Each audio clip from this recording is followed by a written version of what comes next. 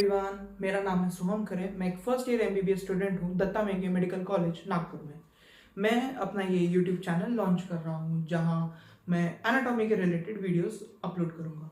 Anatomy इसलिए क्योंकि मुझे लगता है कि वो इतना इंटरेस्टिंग सब्जेक्ट है, बट हर कॉलेजेस ने अलग अलग तरीके की यूनिवर्सिटीज़ ने उसको डिफ़िकल्ट बना के रखा है। तो मेरा ये एम रहेगा कि मैं एनाटॉमी को एक ईजी सब्जेक्ट बना सकूँ। मैं खुद एक स्टूडेंट हूँ और जब मैं फ्रेश पढ़ूंगा और मैं उसको फ्रेश अपलोड करूंगा तो शायद वो मेरा भी अच्छा रिवीजन होगा और आप लोग को भी बहुत अच्छे से समझ में आएगा। तो आज का ये मेरा पहला वीडियो है जिसमें मैं जो टॉपिक कवर करने वाला हूँ उसका नाम है पेक्टोरल रीजन। तो स्टार्ट करते हैं। पेक्टोरल रीजन ये हमारा चेस्ट रिलेटेड एरिया पूरा। अब पेक्टोरल रीजन के में एकदम स्टार्ट करने के पहले मैं आपको उसके कुछ लैंडमार्क्स बता देना चाहता हूँ, या जिसे हम सरफेस लैंडमार्क्स भी बोलते हैं। सबसे पहले मैं चाहता हूँ कि आप हमारे ये स्पेशल मेंबर से मिले जिसका नाम मैंने बोनी रखा है। Of course it's a very common name, but मैंने इसके स्कल पे मैंने जो भी वियर्ड थिंग्स किए जस्ट इग्नोर दैट। हम इसको एजुकेशनल पर्पज के लिए यूज करने वाले हैं। सबसे पहला लैंडमार्क हमारा जब हम पेक्टोरल रीजन में बोलते हैं, it is our collar bone या क्लेवाइकल। ये उसकी क्लेवाइकल है और आई एम श्योर जब आप अपने इसमें भी अप्रिशिएट करेंगे तो आप लोगों को क्लेवाइकल बोन बहुत इजीली फील होगी। The second most important is the notch, जिसके तीन नाम है: the jugular notch, the sternal notch and the intraclavicular notch.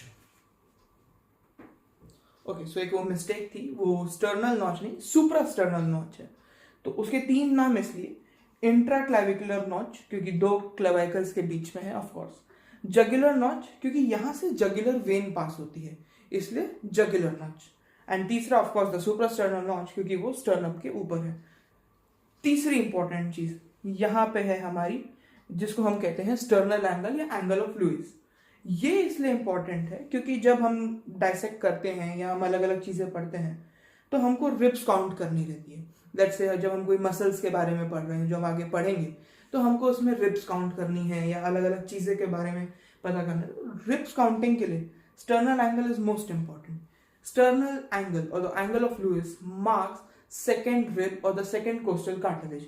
यहां से हम रिब्स काउंट कर सकते हैं, और वो सिर्फ एनाटॉमी में नहीं, आपको फिजियोलॉजी में भी जब आप लोग ऑस्कल्टेट करेंगे या रेस्पिरेटरी साउंड्स के लिए या परकशंस के लिए जब आप यूज करेंगे तो आप लोगों को बहुत उसके बेनिफिट होगा। सो रिमेंबर, ये जो हमारा स्टर्नल एंगल होता है ये लगभग एक 5 सेंटीमीटर का, ये तो एक फेक स्केलेटन है बट एक 5 सेंटीमीटर के गैप में होता है, लगभग एक फिंगर के बराबर आप कह सकते हैं। इतना नीचे पे आपका यहाँ पे स्टर्नल एंगल होता है। स्टर्नल एंगल कवर करने के बाद अब हमारा जो अगला सरफेस लैंडमार्क आता है, it is nipple. Nipple lies on the fourth intercostal space, but वो एक कह भी सकते हैं कि एक रिलायबल सरफेस लैंडमार्क नहीं है, क्योंकि in males yes it is permanent that it will lie on the fourth intercostal space, but in females because of the development of breast, aging and different factors वो उसका एक stable position नहीं है। इसलिए हम निपल पे उतना yes of course we rely on it, but हम उतने अच्छे से उस पर फोकस नहीं करते हैं। The other two surface landmarks are the infraclavicular fossa and the coracoid process. The coracoid process, which we can feel on the scapula, and the infraclavicular fossa, which lies in the clavicle. अब हम पढ़ने वाले हैं pectoral region के चार muscles. Pectoral region के चार muscles हैं: pectoralis major, pectoralis minor, subclavius, serratus anterior. Pectoralis major muscle के दो मेन हेड्स होते हैं, स्मॉल क्लैविकुलर हेड और लार्ज स्टर्नोकॉस्टल हेड। जो स्मॉल क्लैविकुलर हेड है वो ओरिजिनेट होता है लैटरल एस्पेक्ट के मीडियल हाफ से, यानी कि ये मेरा लैटरल पोर्शन और इसके मीडियल हाफ से, यानी कि ये उसका एक ओरिजिन हुआ। सो ये पेक्टोरालिस मेजर का एक ओरिजिन। दूसरा ओरिजिन उसका अब ये हो गया एक स्मॉल क्लैविकुलर हेड। अब इसके बाद जितने भी हेड्स होंगे उसके वो हैं लार्ज स्टर्नोकॉस्टल हेड्स। तो जो लार्ज स्टर्नोकॉस्टल हेड्स हैं उसमें सबसे पहला है लैटरल और the anterior aspect of the sternum का लैटरल हाफ। यस, ये स्टर्नम है। इसको जब अगर मैं एक मिड लाइन में डिवाइड करूं और यहां से इस पोर्शन पे, क्योंकि ये एंटीरियर एस्पेक्ट पे है और लैटरल की तरफ एक हेड है इसका, वो भी सेकंड से लेके सिक्स्थ रिब तक, 1 2 3 4 5 6, सॉरी 2 3 4 5 6, तो ये यहां से उसका ये और हेड ओरिजिनेट होता है। यस,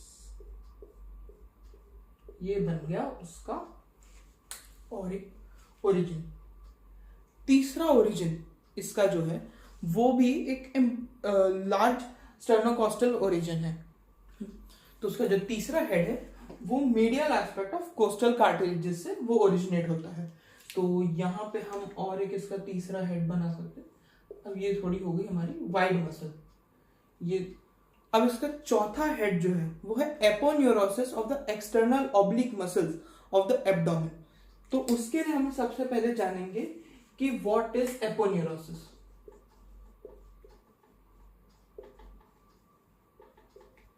एपोन्यूरोसिस एक एनाटॉमिकल टर्म है जिसका मतलब होता है कि वो दो मसल्स को भी साथ लाता है और मदद करता है दो मसल्स को साथ लाके एक कॉमन बोन से जोड़ने का। तो जो मेरी एक्सटर्नल ऑब्लिक मसल है एब्डोमेन की, वो कुछ ऐसी जाती है। अगर ये मेरा एक मैन है तो ये उसका, ये जो है ये एक्सटर्नल ऑब्लिक मसल्स है। ये यहाँ पे जो एरिया बन रहा है, यहाँ पे मेरी पेक्टोरालिस मेजर मसल इसके साथ बाइंड होती है और रिब्स पे जुड़ती होगी, कॉमन मसल बन गए। ये है उसका चौथा हेड या चौथा लार्ज स्टर्नोकॉस्टल हेड। और इनका फाइनल इंसर्शन होता है ऑन द बाइसेपिटल ग्रूव या इंटरट्यूबरकुलर सर्कस जिसे हम कहते हैं, ऑन द ह्यूमरस, वो भी उसके लैटरल लिप पे, lateral lip of the bicipital groove. तो ये उसका पूरा इंसर्शन है। नर्व सप्लाई है इसका मीडियल एंड लैटरल नर्व। और जब हम बात करें इसके एक्शंस की, तो एक अपन मार्किंग कर लेते हैं कि जो ये एक पोर्शन है ये एक हेड है, ये पोर्शन भी एक हेड है और ये एक ओरिजिन है। कोई भी मसल का जब हम मूवमेंट या एक्शन हमको जानना हो तो उसका एक सिंपल ट्रिक है। ओरिजिन और इंसर्शन, जब हम एक मसल का देखते हैं, इंसर्शन हमेशा हेड के पास जाएगा या ओरिजिन के पास जाएगा। लेट्स से जो मेरी पेक्टोरालिस मेजर मसल है, जो जिसका इंसर्शन यहाँ मेरे बाइसेपिटल ग्रूव पे है और इतना पोर्शन उसका पूरा हेड्स में आता है, तो इंसर्शन को हेड के पास आना पड़ेगा। तो वो इस तरीके से हेड के पास आ रहा है। जब मेरा हाथ बॉडी के तरफ आ रहा है या मेरे बॉडी के मीडियल लाइन या मीडियल प्लेन पे आ रहा है मेरा हाथ इस तरह, तब उसका इंसर्शन अपने ओरिजिन की तरफ आ रहा है। और इस मूवमेंट को ऑफ कोर्स हम जानते हैं कि हम इसको एडक्शन बोलते हैं। That's why it helps in adduction and medial rotation of the arm. Okay, अब जो दूसरी मसल है वो है पेक्टोरालिस माइनर। उसके पहले मैं आपको बताना चाहूंगा ना, ऑफ कोर्स आप सबको मालूम होगा, जो हमारी रिब्स हैं वो डायरेक्टली हमारे स्टर्नम से अटैच्ड नहीं होती है, यहाँ पे कार्टिलेजेस होते हैं। तो अब जब हम बात करते हैं पेक्टोरालिस माइनर की, उसके जो ओरिजिन्स या उसके जो हेड्स हैं वो है third, fourth, fifth ribs near the costal cartilages. यानी कि ये जो मेरा कार्टिलेज का पोर्शन है और यहाँ जो मेरी रिब्स हैं, इनके बीच से कहीं से मेरी ये पेक्टोरालिस माइनर मसल ये ओरिजिनेट हो रही है। और इंसर्शन तो इनका एक कॉमन टिप है, it is the coracoid tip और the coracoid process of the scapula. तो ये पीछे पे गई, ये मसल्स पेक्टोरालिस मेजर के नीचे लाई करती हैं और ये गई इधर अटैच हुई। इंसर्शन, ये इसका इंसर्शन है, ये इसका ओरिजिन बोल लीजिए या हेड बोल लीजिए, ये उसका हेड है। और इसका नर्व सप्लाई, पेक्टोरालिस मेजर का नर्व सप्लाई दोनों सेम है। It is the lateral and the median pectoral nerves. अब जब हम इसके एक्शंस की बात करें तो ऑफ कोर्स जैसे मैंने बताया इंसर्शन हमेशा ओरिजिन या हेड के पास आएगा। तो अगर मेरी यहाँ पे ऐसा मेरी पेक्टोरालिस माइनर लाई कर रही है और यहाँ उसका इंसर्शन है तो इंसर्शन हेड की तरफ आएगा। So I have to protract my shoulders. So along with the serratus anterior they help in protraction of the back or the shoulder। उसके अलावा ये forced inspiration में भी काम करती है। So they also help in forced inspiration। अब जो हमारी तीसरी मसल है वो है सबक्लेवियस मसल। सबक्लेवियस मसल एक बहुत ही सिंपल मसल है जिसका सबसे पहला ओरिजिन या हेड जिसे हम कहते हैं वो हेड है फर्स्ट रिब का कोस्टोकॉन्ड्रल जंक्शन, यानी कंप्लीटली कार्टिलेज पे भी नहीं है और कंप्लीटली ये रिब पे भी नहीं है। तो यहां से ये ओरिजिनेट हुई, ये गई मेरी सबक्लेवियस और इसका इंसर्शन है क्लेविकल के इंफीरियर सरफेस के मिडिल थर्ड पे ग्रूव होता है, सबक्लेवियन ग्रूव जिसे हम कहते हैं। तो ये वहां पे इंसर्ट हो जाती है। अगर आप ये देखें, ये अगर हमारा क्लेविकल का इंफीरियर सरफेस माने इसको, तो उसके लैटरल पार्ट पे मिडिल थर्ड पे जो मेरा सबक्लेवियन ग्रूव है that acts as a insertion for the subclavius muscle. अब सबक्लेवियस मसल का जब हम एक्शंस पढ़ेंगे तो जब हम एक्शंस पढ़ते हैं तो हमको सब बहुत सिंपल तरीके से, जैसे मैंने बताया कि इंसर्शन हमेशा ओरिजिन के पास आएगा। तो लेट्स से ये मेरा क्लेविकल है और यहां से मेरी एक कैसी मसल ओरिजिनेट हुई, ये मेरी सबक्लेवियस है। Yes, this is my subclavius. तो जब मेरा शोल्डर बैक की तरफ मूव हुआ तो ऑफ कोर्स यहाँ तो इंसर्शन दूर गया, सो यहाँ सबक्लेवियस का कोई रोल नहीं है। बट जब मेरा शोल्डर वापस आ रहा है सो यू कैन सी कि मेरी क्लेविकल भी वापस आ रही है और इंसर्शन हेड की तरफ या ओरिजिन की तरफ आ रहा है। तो सबक्लेवियस मसल का एक ही आई कैन से एक ही एक्शन है, that is to pull the clavicle during the movement of the shoulder joint. ये ऐसा पुल करती है और इसका जो नर्व सप्लाई है that is nerve to subclavian जो ब्रेकियल प्लेक्सस के अपर ट्रंक से ओरिजिनेट होता है। अब मैंने पहली बार ये चैनल शुरू किया है तो डायग्राम्स के साथ थोड़ा बेयर करना, बट यस अब हम जो मसल पढ़ रहे हैं that is a serratus anterior muscle और ये बहुत इंपॉर्टेंट मसल है क्योंकि ये इसकी clinical anatomy the winging of the scapula इसी के रिलेटेड है। तो अभी मेरा डायग्राम्स मैं आपको थोड़ा एक्सप्लेन कर देता हूँ। This is the dorsal aspect of the scapula, the spinous process and all. This is the front of the rib of course with the sternum और ये को रिब केज का साइड व्यू है, ये एक रिब केज का side view है। Serratus anterior इस मसल का मतलब इसके नाम में ही है। अगर आपको सेरेटस का मतलब पता हो तो आई बिलीव कि सबने एक सॉ काइंड ऑफ देखा होगा, जो सॉ एक ऐसा ब्लेड होता है काइंड ऑफ कुछ ऐसा और यहाँ पे ये जिग ऐसे जिगजैग पैटर्न में ये इसका पूरा एजेस होते हैं, जो शार्प एजेस हैं ये जिगजैग पैटर्न होते हैं। इस पैटर्न को कहते हैं द सेरेट पैटर्न।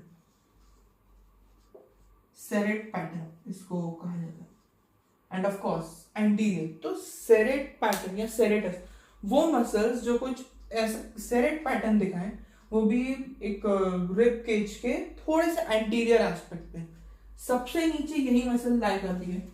एंड आप इसका इमेजिनेशन ऐसा दे सकते हैं कि यहाँ पे कहीं आपका बैक साइड ऑफ ये स्कैपुला है और ये यहाँ से ये मसल को जब आप ऐसा रखें तो ये जो ये सेरेट पैटर्न या हमारे फिंगर्स के जैसा एक पैटर्न बन रहा है the zigzag which we say, उसको हम सेरेटस पैटर्न या सेरेटस एंटीरियर मसल कहते हैं। इसके 8 हेड्स होते हैं, जो 8 हेड्स हैं वो आपके फर्स्ट 8 रिब्स पर ही हैं, जिसमें जो पहला हेड है वो फर्स्ट 2 रिब्स को ऑक्यूपाई करता है और बाकी फिर वो करस्पॉन्ड करते हैं। तो इसका एक आप हेड ऐसा ऑब्जर्व कर सकते हैं और ये एक मसल पूरी ऐसा पीछे चली गई।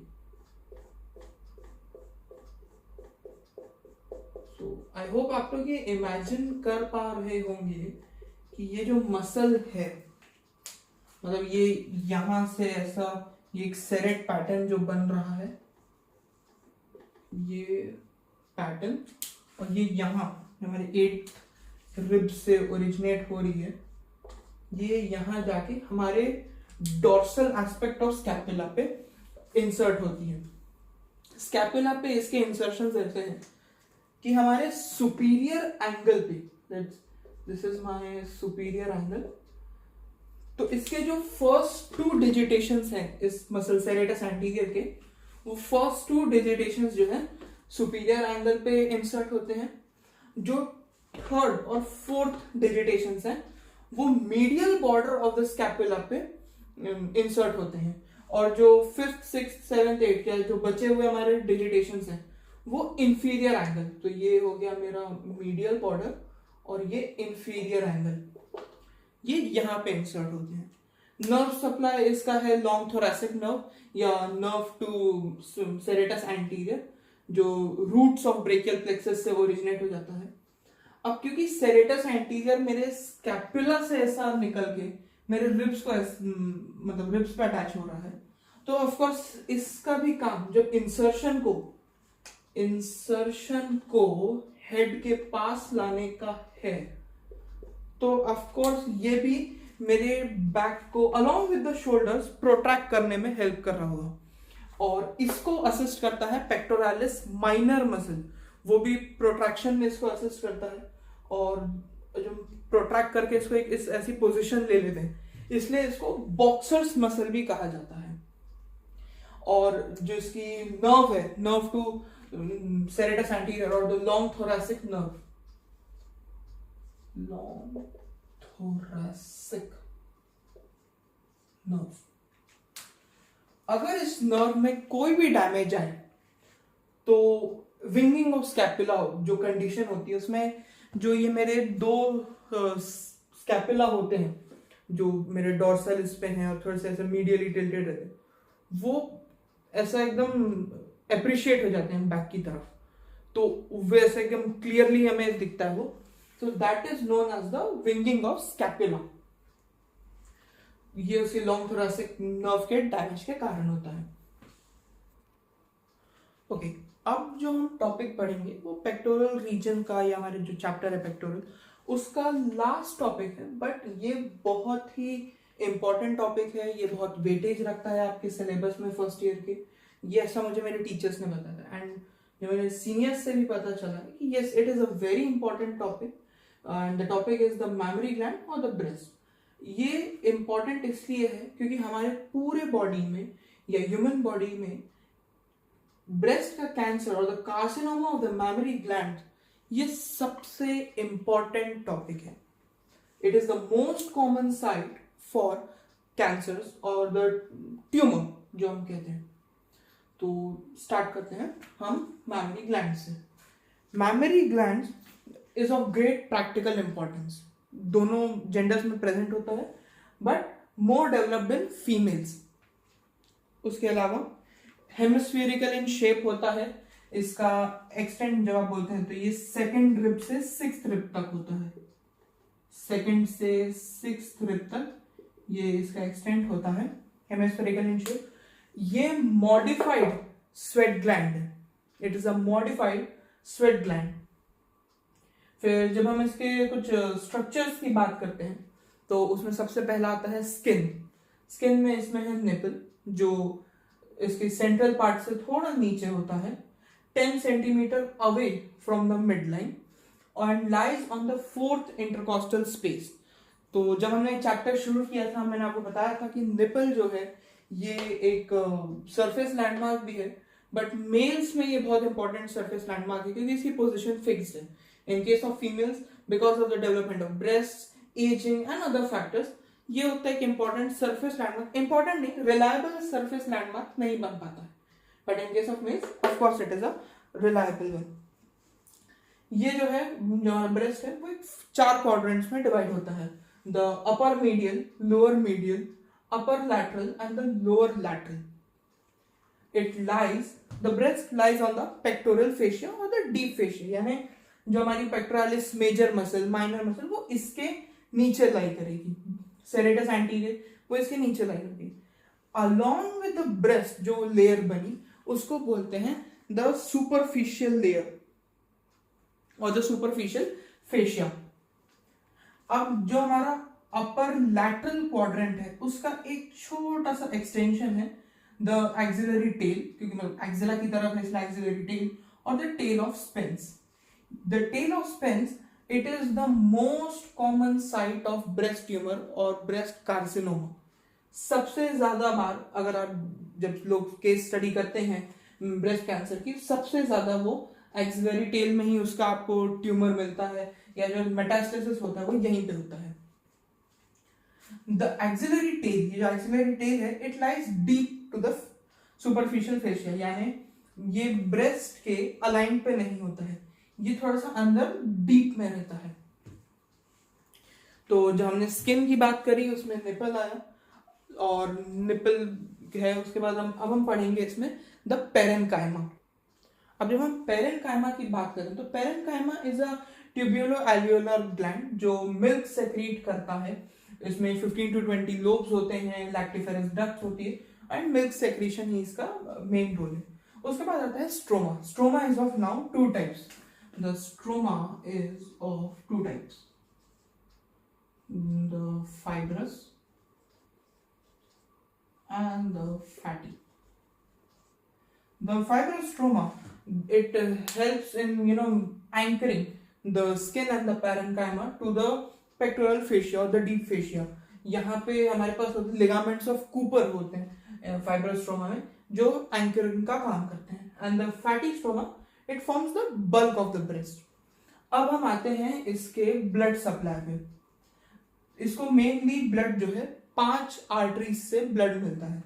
तो जिसमें जो 3 है, जो पहली 3 है वो एक्सिलरी आर्टरी की वो ब्रांचेस हैं, superior thoracic artery, acromiothoracic artery and the lateral thoracic artery. Axillary artery की ये 3 ब्रांचेस से उसको ब्लड सप्लाई हुआ. उसके बाद the costal branches of posterior interosseous arteries, उनसे भी उसको ब्लड सप्लाई मिला. और उसके बाद finally the internal thoracic artery. ये 3 आर्टरीज ब्रेस्ट को ब्लड सप्लाई करती हैं. वेन्स इसके पास 2 होती हैं, superficial veins and the deep veins. अब बारी आती है इसके लिम्फ नोड्स की.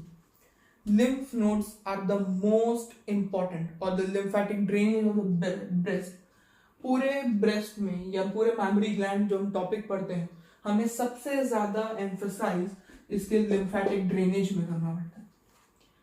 इसके पास 3 टाइप के लिम्फ नोड्स होते हैं, the axillary lymph node, internal mammary node and the posterior intercostal node, जिसमें 75% of the lymph is drained into the axillary node, 20% into the internal mammary node and 5% into the posterior intercostal node. Axillary node उसके फिर 5 सब types आते हैं, the anterior, apical, lateral, posterior, central. Axillary node इसमें सबसे ज्यादा drainage आता है 75%. उस 75% में भी मैक्सिमम काम एंटीरियर पार्ट का होता है. Rest all are there but maximum drainage anterior part का होता है. फिर जब हम बात करते हैं लिम्फ वेसल्स की, तो लिम्फ वेसल्स इसमें 2 टाइप की होती है, superficial lymph vessels and the deep lymph vessels. अब हम इसकी क्लिनिकल एनाटॉमी पे आते हैं. क्लिनिकल एनाटॉमी में जब हमारी जो सुपरफिशियल लिम्फ वेसल्स हैं, अगर उसमें ऑब्स्ट्रक्शन है या उसमें ब्लॉकेज है, तो उस ब्लॉकेज के कारण यहाँ पे एडिमा अगर होता है, या और वो एडिमा के कारण ये इसको एक ऑरेंजिश अपीयरेंस काइंड ऑफ देता है एक ब्रेस्ट को,